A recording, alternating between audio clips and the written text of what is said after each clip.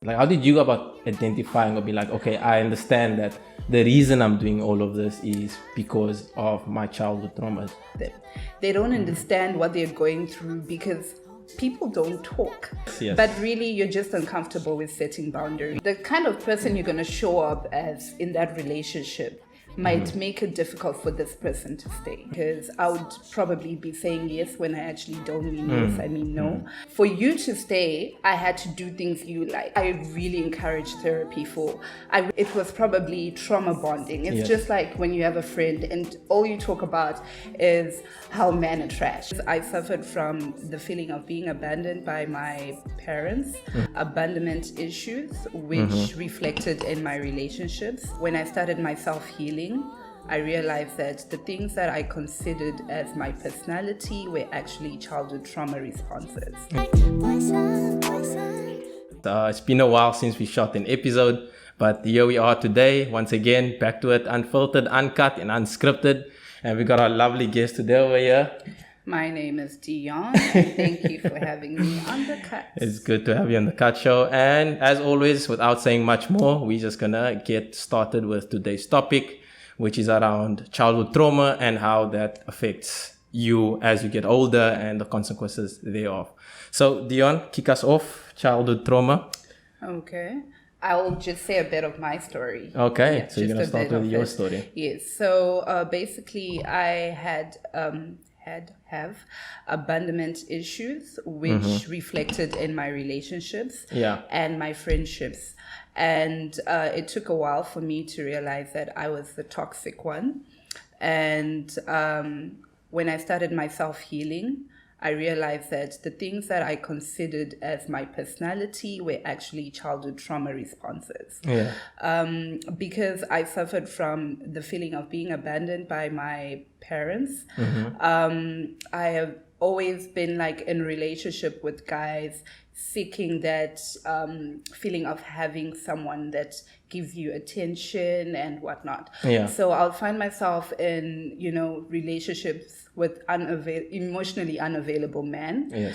And also, even with my friendships, they were centered around me not speaking out, because I always felt like whenever I do, no one really listens, because I never really felt like I had someone. These were just my feelings. So I didn't know how to set boundaries. So that affected me a lot, because I would probably be saying yes when I actually don't mean yes, I mean no. And even in relationships, I would say, no, well, I don't want to talk about it because I hate confrontation. But really, you're just uncomfortable with setting boundaries. And I became a people pleaser. Because I don't want you to go away. I want you to stay with me and be with me. So you're willing to say yes. So I'm willing to say yes to whatever you're going with. And I realized that most of the time, with my self-healing journey, most of the time, the guys that I would be talking to or chatting to, I actually didn't like them. But I just liked the idea of them wanting me. Because remember, you're trying to fill that void. You just want someone to want you. And the more I began to spend time with myself and knowing myself, I realized that half of the time I was pretending to be someone that wasn't me. And that now changes the whole thing. It changes your whole life, because now you're trying to be who you truly are. And it's scary, because what you used to call, that's my personality. I don't like confrontation. I don't like. Now I tell people, no, I'm not comfortable with that. Unfortunately, I won't be able to do that. So it becomes very lonely, because half of the people that you related to or bonded with, it was probably trauma bonding. It's just like when you have a friend and all you talk about is how men are trash and how this, that. And so confirming each other's... so you bond through that, and the negative energy, it feels real, like, no, they're my friends. And then later on, when you sink into the true version of yourself, you realize that was toxic behavior. And now you're moving from that. But unfortunately, if they are not on the same page as you, you do not relate anymore. And it becomes very lonely. And you feel very misunderstood. But at the same time, you can't go back to the old you. Yes, of course. So that becomes a bit of a challenge. And I feel like most people struggle with that. It's like now you're in an unfamiliar place and you're trying to grow. but it's lonely. And the familiar place, you can't go there anymore because you can't relate. Yes. Yeah. So I think I really encourage therapy I wish we could all go for therapy. I think would have less dating issues, friendship issues, and all these things. Wouldn't that be nice? Yes, and I understand that like therapy is not really like yeah, I mean, so before we jump into the therapy side of things, right? So you were mentioning the childhood trauma, right? Like specifically on your side, what was it that, you realized that you were carrying on with you forward? I feel like I didn't understand. I didn't understand why my parents had to leave me because my mom passed away when I was very young, and my dad couldn't take me. So I stayed with a relative who I love dearly, and they did so much for me. However, I was still very confused on why didn't daddy take me? Why doesn't daddy? So I always felt like there's something wrong with me, and I always had to make whoever's in my life stay. So for you to stay, I had to do things you like. So it was never coming from a place of I'm doing something for you because I like you and I want to see you happy. Yeah. But it's more like I'm trying to buy your loyalty. Don't go away, So I centered that even with friendships, even with normal relationships. And, I just want you to stay. So that's where the people pleasing started. So if I don't like something, I'm uncomfortable with something, I wouldn't express it because I don't want you to go. And I feel like most people struggle with that. I was talking to a friend last week and I said, when you help someone, you extend yourself to someone and they turn around and they hurt you or they disappoint you. And you find yourself constantly mentioning what you did for them and how it hurt you because you did that and you did so that. Also at the end of it, like you're doing it also because they can almost like reciprocate, if that's the word, so that you're doing for that intent. Yes. So you see now it's not that's how I was. So it's not coming from a genuine place. Yes. It's coming from that inner childhood trauma whereby you're not even full. Your cup is not full. So you're just trying to get this person to like you. So you're not doing it because you like them. So now the question would be then, how does one identify these type of things? Like, how did you go about identifying or be like, okay, I understand that the reason I'm doing all of this is because of my childhood traumas? I got to a breaking point for me. A breaking point? Yes, because I don't know about other people, but I realized that I was very unhappy. I felt very empty. I was moving from one relationship to the other, but I was just like a mess. Yeah. And then I remember one day I was chatting with someone and we were supposed to meet up and they, that feeling of rejection again. And they canceled plans on me. And I took it very personal because usually when you're going through those things, you take everything personal. And I asked myself, I'm like, but why are you so upset? But it was just because I wanted this person to stay so bad. Yes. And I'll beg them even after, and genuinely enough, this person came to me and they said, I feel like there's something deeper. This has nothing to do with me and you're exhausting me. And you need to work on yourself. That must have been like a harsh reality. It was a very tough pill to swallow. But I can imagine someone telling you that, like you're exhausting. You're exhausting. Exactly. But I had to hear that. And when I sat down with myself and I stopped, like everything that I was doing to distract myself from feeling the pain, I just cut it off and I sat with myself and I realize that no, this is deeper than I actually think it is. And I need to work on me. So one thing for sure is self-love. That is like I think, we say it and it sounds cliche, but when you realize that you're the most important thing in your life, you will not tolerate certain behaviors. You will actually point yourself out like, no, this is and you prioritize yourself, of course, your mental health, your emotional, everything. Yes. So if you find yourself always wanting to have people around, always wanting validation, just like how I was doing, always people pleasing and not being the true version of yourself, chances are that's not your personality, but it's your childhood trauma responses. And the funny thing with healing, you don't just wake up. Now that you wake up and you stop. Yes. it's a journey, and with each day you discover something new that you need to work on, and you need to be committed to it, to changing your life. And I always say to my friends, the moment you get rid of these childhood issues and whatnot, relationships become easier, because you get into it with pure intentions. Like you're an empty cup as well. You've gotten rid of all that stuff. Exactly. So you're not going into it with this expectation of you need to fill in the void that my dad didn't, you're going into it as you with pure intentions. You're intentional, and you can hear what the next person is saying without that filter of your wound. Yes. So I think that was one of the breaking point for me.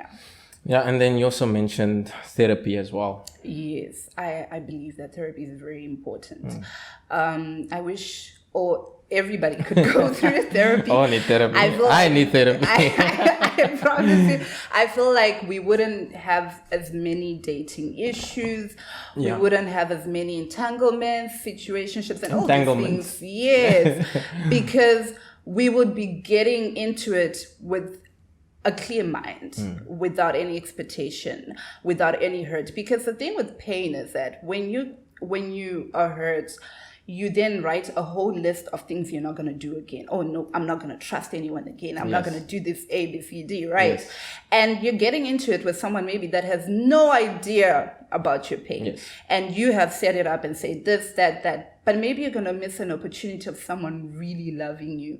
And, but when you heal, you understand, like, I told you the other day, you should trust people. Yeah. Trust people to love you unconditionally, to treat you and appreciate you well. But also trust people to be human and to probably disappoint or hurt you. When you see it like that, you don't take it personal, because you've healed and you understand that, or you're healing 100%. And you understand that they're probably going through something and it's a reflection on them and not you. Yeah. So I was always at a place where if you would choose something to me, I would take it personal. I'll feel like, what is wrong with me for you to treat me like that? Yes. And I feel like that's always the battle, especially with women. It's always like, women. It's always like, what is wrong with me? Maybe I don't look as pretty. Maybe I need to go and change my body. Maybe I need, and it becomes so bad that you see, like, now we have these teenagers, very young girls, that are going to get all these surgeries to look some certain way. Yeah. But the real work is inside, and I feel like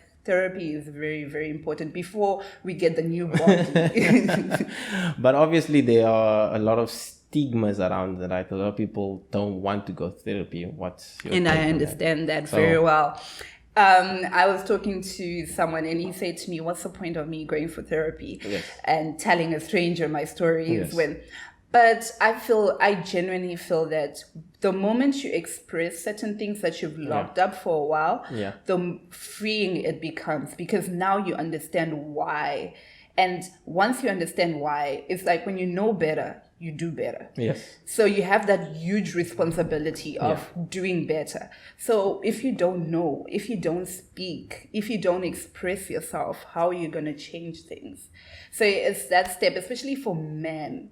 I feel like men don't want to talk about issues. They don't want. We're not already talking, so why are we going to go there and do therapy? Men hurt as much. Yeah, but people don't think so, right? That's true. And they go through the most, but it's just that it's not manly to speak about your guys' feelings. It's not manly. But that is where I think we need to break that stigma.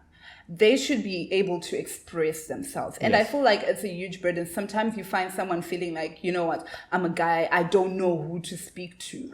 But therapy has all that. If you go for therapy with your partner or alone, it's going to help you a lot. Yeah. I think, with my dating, I think I'm going to be like, let's go for therapy. Yes, so that is very important. But regarding that, also in the old childhood traumas and the therapy and stuff, do you think there's something to do as well with cultural backgrounds? Yes, unfortunately. And I don't know how we're gonna break that, but I realize that as Africans, we're not allowed to talk about certain things. We're not open about certain things. And that's why there's so much abuse in African households. And, you know, mental health is not discussed. I think now the topic is getting there, like people talking about it, they realize. But it's so bad that, you know, parents will have kids in the household and they don't really know them.